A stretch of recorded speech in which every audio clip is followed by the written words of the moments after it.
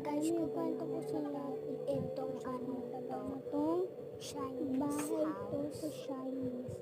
Nakapunta dyan ng dati dahil ang pagkakal. Wait lang. Nakatapos dito, please like and subscribe mo. So, kukwento natin. Okay, kwento na natin.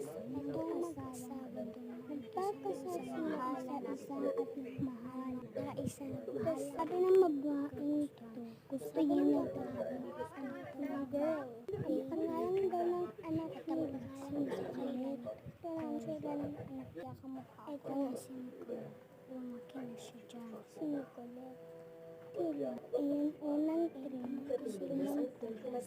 Malaking butas. Ito ng haktong ng bata. Sinikulit. Na masikulit ay namatay. Kaya yan ang story dito.